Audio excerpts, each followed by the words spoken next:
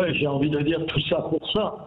Pendant des heures et des heures, on nous explique qu'on va entendre quelque chose d'important et tout, et on a surtout entendu qu'il n'y avait rien, rien. Tellement rien que même pour les commerçants, et c'est ça qui m'inquiète, on n'a pas l'ombre d'un début de bonnes nouvelles. Parce qu'aujourd'hui, dire peut-être le 1er décembre, vous pourrez reprendre, je parle pour les commerçants de centre-ville et non alimentaires, honnêtement, ils sont le couteau sous la gorge, si j'ose dire, tellement le mois de novembre et le mois de décembre sont importants pour eux. Encore une fois, je ne comprends pas, je vous avoue que je ne comprends pas qu'on continue à nous expliquer qu'il serait moins dangereux d'aller faire ses courses dans un hypermarché des Herson-Cadier à des centaines, j'y étais samedi dans des hypermarchés de Béziers, que chez des commerçants à 2 par boutique. C'est incompréhensible. Mais vous savez, c'est pas la première fois qu'un gouvernement nous dit un certain nombre de choses et que ce gouvernement nous dit un certain nombre de choses et il s'aperçoit après qu'il dit des bêtises. Monsieur Véran, par exemple, et j'arrêterai là. Oui. J'ai retrouvé une citation de Monsieur Véran. Il dit « J'insiste, l'usage du masque en population générale n'est pas recommandé, n'est pas utile. » À cette époque-là, c'était les masques qui n'étaient pas utiles. Il nous a fait la même chose avec les tests et maintenant il nous fait la même chose avec les petits commerçants. C'est pas crédible. Oui, oui. Alors, mais bon, c'est compliqué. On va le voir dans un instant. On va aller dans le centre de Nîmes aussi où ils mettent des initiatives. Vous, comment faites-vous à Béziers, Robert Ménard? Ben écoutez, d'abord, vous savez qu'on a du fil à retordre avec la justice, puisque comme un certain nombre de maires, on s'est mobilisé pour mettre en place des arrêtés municipaux et la justice administrative nous a donné tort. Mais je vous le dis tout de suite, on va annoncer un certain nombre d'initiatives là dans les heures ou dans les jours à venir avec d'autres maires pour dire qu'on ne laisse pas tomber les petits commerçants. Quel type d'initiative, Robert Ménard? Il y a des recours. Il y a des recours. Ouais. Le décret lui-même est discutable, le décret qui nous est opposé. Donc on va voir si on ne fait pas un recours devant le Conseil d'État par rapport à ce décret. Vous savez, le décret du 29 octobre qu'on utilise pour fermer les commerçants non alimentaires. Ça, c'est la première chose. Et puis en attendant, on ne reste pas les bras croisés. À Béziers, j'ai mis en place un système de distribution gratuit, c'est-à-dire que si vous faites vos commandes chez les commerçants, c'est des employés municipaux dans des véhicules municipaux qui vont chercher ces colis et qui les amènent aux destinataires.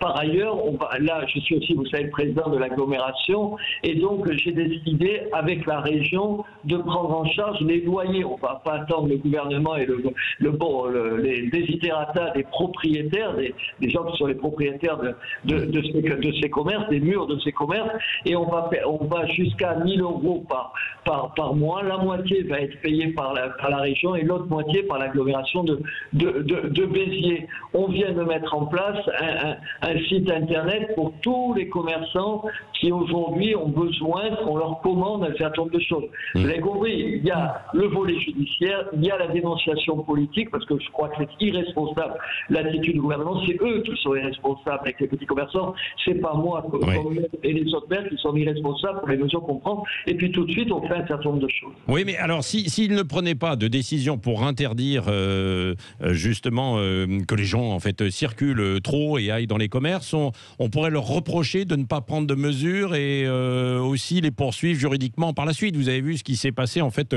au printemps, les poursuites qui ont été engagées parce qu'il n'y avait pas eu de mesures de prise immédiatement, Robert Ménard. Ben oui, bien sûr que je sais ça, bien sûr que c'est compliqué, bien sûr que c'est difficile. Je ne suis pas un maire qui conteste toutes les mesures qui sont prises, pour assurer la sécurité de mes concitoyens. Je vous rappelle que j'ai été un des premiers maires à mettre en place un couvre-feu, un des premiers maires à distribuer, j'étais le premier maire à distribuer à tous les habitants de ma ville des masques. J'étais un des premiers maires à demander, et on l'a refusé à l'époque, de faire des tests dans toutes les écoles et tout. Donc, je ne suis pas du tout laxiste. Je dis juste sur un point précis, aujourd'hui, les petits commerçants vivent une situation terrible. Si elle était justifiée par des mesures sérieuses, pour empêcher l'épidémie de s'étendre, je dirais oui, je dirais tant pis, c'est difficile, mais il faut accepter un certain nombre de sacrifices. Je ne suis pas convaincu, et on est plein de maires, on est des dizaines, plus d'une centaine de maires à avoir exactement la même analyse, alors qu'on n'est pas dans les mêmes partis politiques ou comme moi dans aucun parti politique. Oui, parce que le gouvernement dit oui, vous critiquez, dans l'opposition, vous êtes poujadiste, entre guillemets. C'est-à-dire qu'on revient en fait à ce mouvement des années 50, quoi, en prenant la défense des petits commerçants. Qu'est-ce que vous leur répondez ? Écoutez, quand on ne sait pas quoi dire, on traite les gens de poujadistes. Quand on ne sait pas quoi répondre, on dit c'est l'extrême droite. Attendez, je fais ça, je ne sais pas, je prends Brigitte Barrès, la maire de Montauban, avec qui on fait toutes ces opérations en commun. Elle est extrême droite, je suis extrême droite, c'est de la foutaise. Moi j'attends qu'on me réponde sur le fond, qu'on m'explique, si on m'explique, et si je suis convaincu, je change d'avis tout de suite, qu'on m'explique encore une fois en quoi rentrer chez un marchand de jouets qui reçoit 3 personnes à la fois, qui vous met du gel sur les mains, qui vérifie que votre masque est bien porté, c'est moins dangereux. Ce serait, plus dangereux que dans un hypermarché. Il faut m'expliquer ça. Si vous arrivez à m'expliquer, là, en direct, je dis que j'ai tort. Alors, Robert Ménard, on en a parlé avec Francis Palombi, qui est le président des petits commerçants en fait indépendants hier, et il y a derrière ça en fait un problème qu'on n'arrive pas en fait à trancher, c'est que évidemment il y a les petits commerces de centre-ville, comme vous l'avez dit, où ils peuvent prendre en fait ces mesures et c'est assez facile à réguler. Et puis il y a après les commerces indépendants aussi qui sont dans les grandes galeries marchandes, les grands centres commerciaux, et si on les ouvre en fait de nouveau, on sait qu'il va y avoir beaucoup plus de monde. On pourrait réguler ça quand même ou pas ?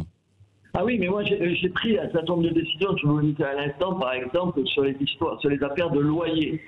Mais ça s'appliquera, et sur un certain nombre d'autres choses qu'on a faites dont je vous ai parlé.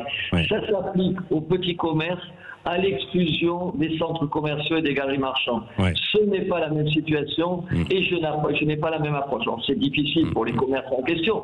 Moi, mon souci, c'est quoi ? Mon souci, c'est que depuis des années, avec les petits commerçants du centre-ville, ceux qui sont abandonnés, qui étaient abandonnés de tous, ce qui n'est plus le cas aujourd'hui, je sais, avec eux, s'ils meurent, c'est ma ville qui meurt.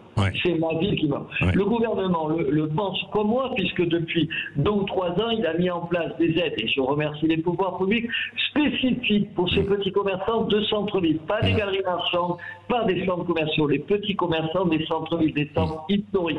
Aujourd'hui, on va les tuer. C'est eux qu'il faut sauver, c'est eux qu'il faut défendre, et c'est eux que je défends. Merci.